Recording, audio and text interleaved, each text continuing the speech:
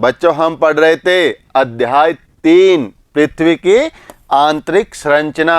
बच्चों इससे संबंधित हमने पार्ट 1 से 6 तक पृथ्वी की आंतरिक संरचना के बारे में चर्चा की। अब चलते हैं हम पार्ट 7 में ज्वालामुखी स्थलाकृतियों के बारे में। यानी हमने देखा कि हमारा जो मेंटल भाग है जहाँ पे दुर्बलता मंडल विराजमान है, उस दुर्बलता मंडल में तरल पदार्थ पाए जाते हैं और वो तरल पदार्थ एक नली के द्वारा बाहर आते हैं। उस तरल पदार्थ को जब वो अंदर रहता है तो मैग्मा कहा, और वो मैग्मा जब बाहर आता है तो लावा का रूप कहलाता है। और जैसे कई बार क्या होता है कि वो मैग्मा बाहर की ओर ना आकर अंदर की ओर ही जमा हो जाता है, तो उससे इस प्रकार की स्थलाकृतियों का निर्माण होता है।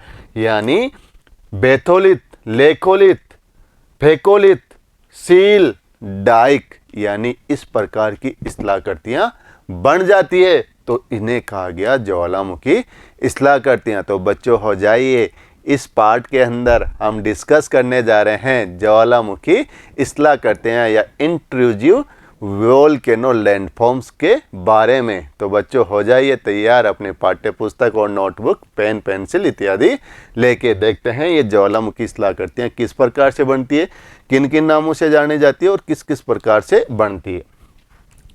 मध्य महासागरीय कटक ज्वालामुखी, इन ज्वालामुखियों का उद्गार महासागरों में होता है। मध्य महासागरीय कटक के बारे में पढ़ा कि हमारा जो दुर्बलता मंडल है, उस दुर्बलता मंडल के अंदर जब विपरीत दिशाओं में मैग्मा गति करेगा तो बीच से जब एक नली के द्वारा मैग्मा ऊपर की तरफ बाहर की ओर आएगा और फैल के एक विस्तृत श्रृंखला का निर्माण करेगा, तो उसे हमने क्या कहा, उसे हमने मध्य महासागरीय कटक कहा गया। यहाँ देखो ये मैग्मा है, ये प्लेट इधर गति कर रही है, ये प्लेट इधर कर रही है। विपरीत दिशाओं में जैसे गति करेगी तो क्या होगा, दरार होगी। दरार होगी तो इस दरार के द्वारा, इस नली के द्वारा क्या आएगा, मैग्मा बाहर आएगा, और जब बाहर आएगा तो ये लावा यहाँ पे क्या हो जाएगा, जमा हो जाएगा। इस प्रकार से ये पूरा का पूरा क्या कहलाएगा, मिड ओशियन रीजन, यानी मध्य महासागरीय कटक। मध्य महासागरीय कटक एक श्रृंखला है जो 17,000 किलोमीटर से अधिक लंबी और सभी महासागरीय बेसिनों में फैली हुई है। इस कटक के मध्यवर्ती भाग में लगातार उद्गार होता रहता है, भीतर ही ठंडा हो जाता है और कई प्रकार की आकृतियां बन जाती है। यानी भीतर ही ठंडा हो जाता है और कई प्रकार की आकृतियां बन जाती है।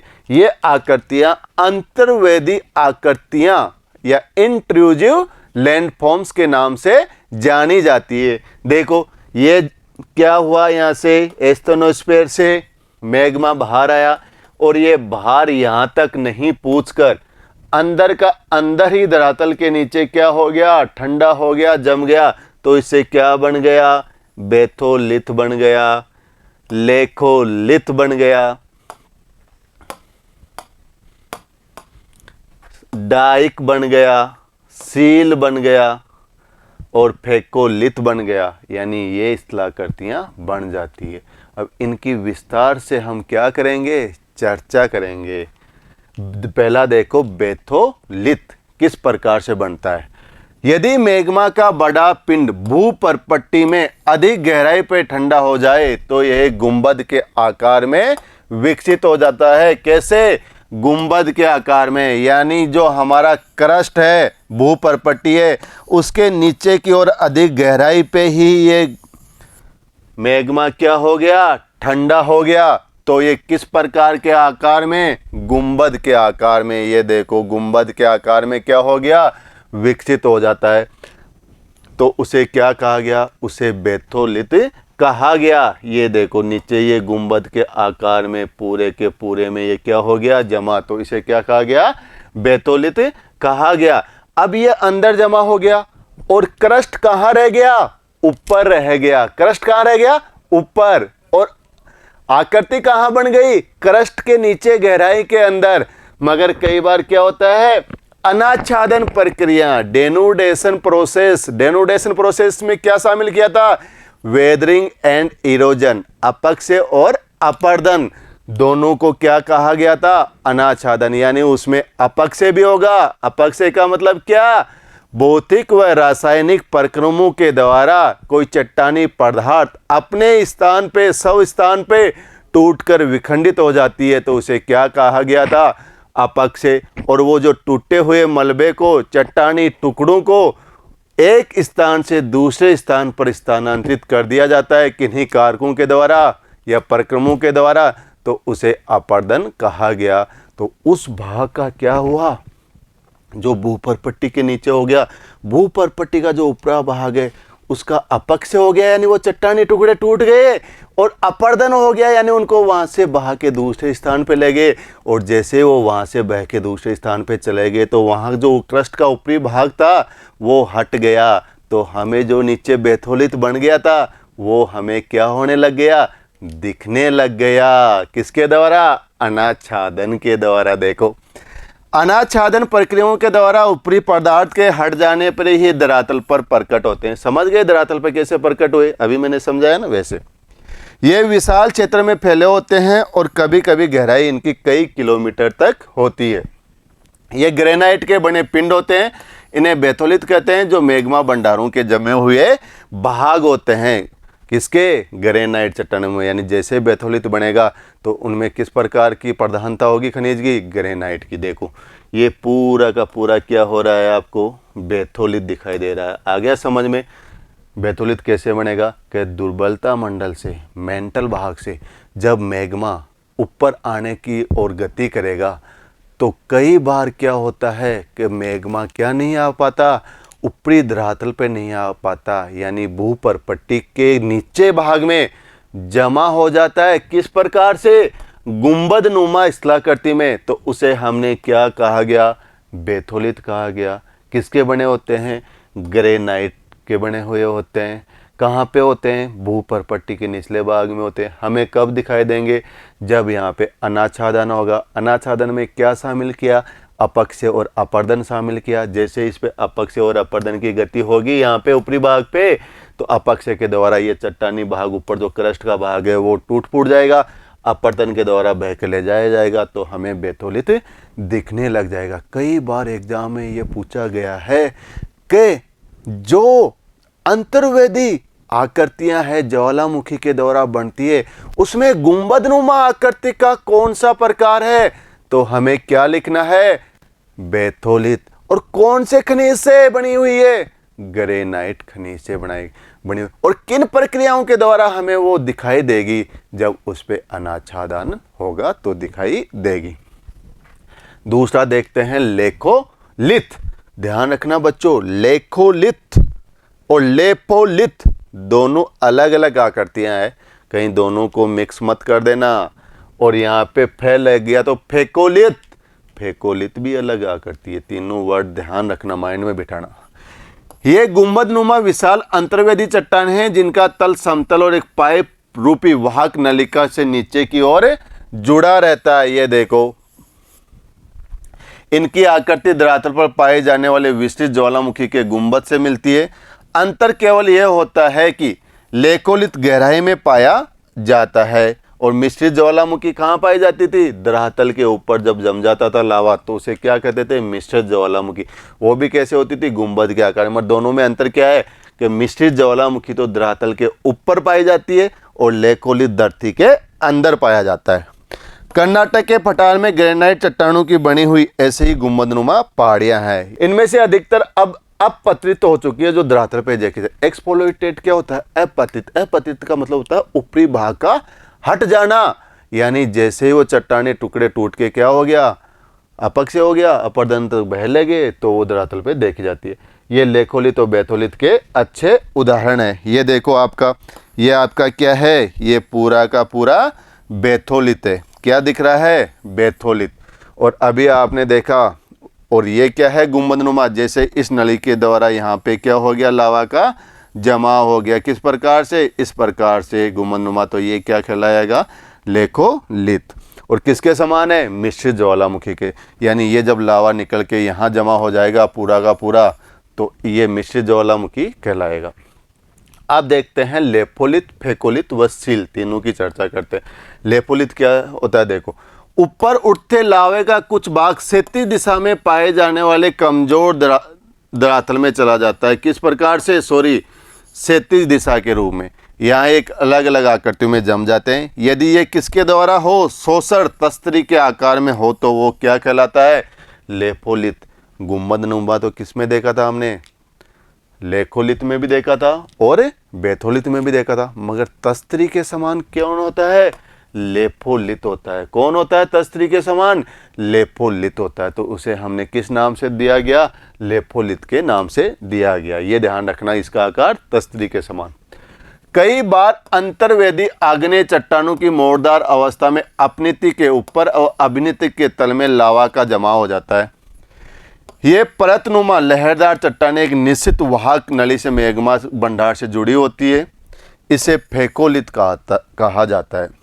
कई बार ये क्वेश्चन पूछा गया है कि लहरदार प्रारूप, लहरदार आकृति कौन सी स्थलाकृति बनाती है, यानी ज्वालामुखी जो अंतर्वेदी स्थलाकृति है उसमें लहरदार किसकी है, तो लहरदार किसकी है, फेकोलित की है। किसकी है, फेकोलित की। कैसे, यानी ये आपका क्या हो रहा है, इधर देखो लावा का क्या हो रहा है, जमा हो रहा है। कैसा हो रहा है जमाव, लहरदार। ये देखो, यानी ये जो ऊपरी भाग है ये कहलाता है अपनति। क्या कहलाएगा, अपनति। और जैसे ये नीचे आएगा तो इसे कहते हैं अभिनति। यानी ऊपर उठे भाग को अपनति और नीचे भाग को अभिनति, एंटीक्लाइन और सिंक्लाइन। यानी ये अपनति और ये अभिनति, यानी ये ऊपरी भाग क्या हो गया, अपनति, और ये नीचे क्या हो गया, अभिनति। इस अपनति के ऊपर देखो लावा का क्या हो गया, जमाव हो गया। इस अभिनति में देखो क्या हो गया, लावा का या मैग्मा का जमा हो गया। यानी अपनीति और अभिनीति में दोनों का क्या हो रहा है, मैग्मा का जमा हो रहा है।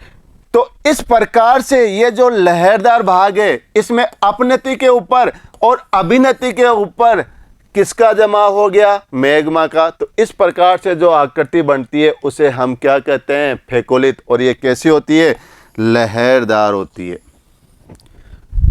कैसी होगी, लहरदार होगी। बच्चों अभी आरपीएससी के एग्जाम में ये फर्स्ट ग्रेड में भी पूछा गया प्रश्न है कि वह कौन सी ज्वालामुखी की अंतर्वेदी स्थलाकृति है जो लहरदार होती है। तो क्या कहोगे आप, वो सर फेकोलित है। कैसे, यानी इस प्रकार से ये आकृति बना रही है। अब इस अपनति भाग में और इस अभिनीति भाग में मैग्मा का क्या हो रहा है, जमा हो रहा है। तो इसे क्या कहा गया, इसे फेकोलित कहा गया। अंतर्वेदी आग्नेय चट्टानों में मकानों का क्षैतिज तल में एक चादर के रूप में ठंडा होना सील कहलाता है। अब एक चीज याद रखना कि यहां से क्या आपने, ये आपको मैं समझाता हूं। ये डायग्राम आपने देखा इस प्रकार से, इस एस्टोनोस्फीयर दुर्बलता मंडल से क्या आ रहा है, मैग्मा आ रहा है मेंटल भाग से। और ये हमारा क्या है, स्थलीय भाग है जिसे हमने क्या कहा, क्रस्ट या भूपरपट्टी का। इनकी सभी की एक बार चर्चा कर लेते हैं तो आपके दिमाग में क्या हो जाएगा, याद हो जाएगा। यहां से क्या आ रहा है, मैग्मा आ रहा है। जब मैग्मा क्या कह रहे हैं, भूपरपट्टी के नीचे की गहराई में ही जम जाता है तो उससे जो स्थलाकृतियों का निर्माण होता है उन्हें किस नामों से जाना जाता है, कोई फेकोलित, कोई लेफोलित, कोई सील, कोई डाइक, इनसे। जब ये मैग्मा ऊपर आया तो यहाँ पे ये इस प्रकार से गुंबदनुमा आकार में जमा हो गया और सबसे विशाल रूप में। तो उसे हमने क्या कहा, उसको हमने बेथोलित कहा। क्या कहा हमने इसको, बेथोलित कहा। अब इस नलिका के द्वारा और लावा मैग्मा आया और ये मैग्मा इस प्रकार से जमा हो गया गुंबद के आकार में, जिसे हमने क्या कहा, लेखोलित कहा। जब ये मैग्मा फिर यहाँ से निकला और कहाँ जमा हो गया, इस लहरदार भाग में, अपनीति भाग में और अभिनीति भाग में, तो उसे हमने क्या कहा, फेकोलित कहा। अब फिर ये मैग्मा आया और ये किस प्रकार से, इस प्रकार से जमा हो गया, क्षैतिज रूप में जमा हो गया। यानी यहाँ से ये इस प्रकार से क्षैतिज रूप से जमा हो गया। तो उसे हमने क्या कहा, उसे हमने सिहिल कहा। फिर ये मैग्मा यहाँ से निकल रहा है और ये ऊर्ध्वाधर रूप में जमा हो गया तो इसको हमने डाइक कहा। यानी ये इस प्रकार से स्थलाकृतियों का निर्माण होता है। आप इसे इस डायग्राम पे भी समझ सकते हो। देखो मैग्मा चेम्बर यहाँ से निकला, ये पूरा का पूरा, ये बेथोलित यहाँ जो जमा हो रहा है क्या कहला रहा है, ये बेथोलित कहलाता है। ये पूरा का पूरा बेथोलित, ये यहाँ से निकल के क्या हो रहा है, यहाँ पे जमा हो रहा है। किस प्रकार से, इस प्रकार से। तो इसे क्या कहा हमने, सील कहा। और ये ऊर्ध्वाधर रूप में हो रहा है तो इसे हमने डाइक कहा। और यहाँ पे ये किस प्रकार से बन जाता है, गुंबदनुमा बन जाता है तो इसे हमने लेफोलित कहा। इस प्रकार से क्या हो रहे हैं, अलग अलग प्रकार की स्थलाकृतियों का निर्माण हो रहा है। किसी को हमने बेथोलित कहा, तो किसी को हमने लेखोलित कहा, तो किसी को हमने सील कहा, तो किसी को हमने डाइक कहा। अंतर्वेदी आग्नेय चट्टानों का मकानों के 37 तल में एक चादर के रूप में ठंडा होना सील कहलाता है। जमाव की मोटाई के आधार पर इन्हें विभाजित किया जाता है। कम मोटाई वाले जमाव को सीट कहा गया और घनी मोटाई वाले जमाव को सील कहा गया। यानी ये भी आप नोट कर लो, सीट और सील में क्या अंतर है। दोनों 37 दिशा में विकसित होते हैं, मगर यदि क्या होता है, जमाव कम होता है तो उसे हम सीट कहेंगे, और जमाव ज्यादा हो जाता है तो उसे हम सील कहेंगे। डाइक अभी चर्चा की, यदि क्या हो वर्टिकल रूप में जमाव तो उसे डाइक कहेंगे। जब लावा का प्रभाव दरारों में धरातल के लगभग समकोण पे होता हो, अगर यही इसी अवस्था में ठंडा हो जाए तो एक दीवार की भांति संरचना बन जाती है। इस प्रकार से देखो, यही संरचना डाइक कहलाती है। पश्चिम महाराष्ट्र क्षेत्र के अंतर्वेदी आग्नेय चट्टानों में यह आकृति बहुतायत पाई जाती है। ज्वालामुखी उद्गार से बने दक्कन ट्रैप के विकास में डाइक की भूमिका, डाइक उद्गार की वाहक समझी जाती है। देखो ये जो आकृति बनी इसको हमने क्या कहा था, बेथोलित, ये लेफोलित, ये डाइक, और इस प्रकार से ये सील।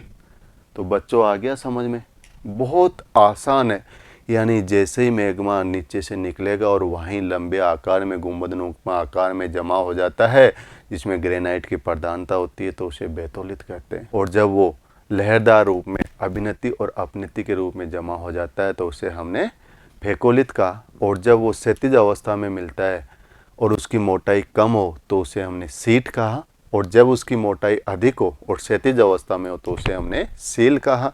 और जब वो लंबवाकार, ऊर्ध्वाधर या वर्टिकल रूप में मैग्मा निकलता है और वो वर्टिकल रूप में दीवार की भांति जमा हो जाता है तो उसको हमने डाइक कहा। तो ज्वालामुखी के अंदर से जैसे ही मैग्मा बाहर आया तो उससे जो स्थलाकृतियाँ बनी उनको इन्हीं नामों से जाना गया। तो हमने इस चैप्टर में इससे संबंधित चीज़ों की चर्चा की। तो बच्चों इस वीडियो को पॉज करके देखते रहिए, सुनते रहिए, समझते रहिए और बने रहिए मेरे साथ। तब तक मिलते हैं हम अगले वीडियो में। Thank you, have a nice day.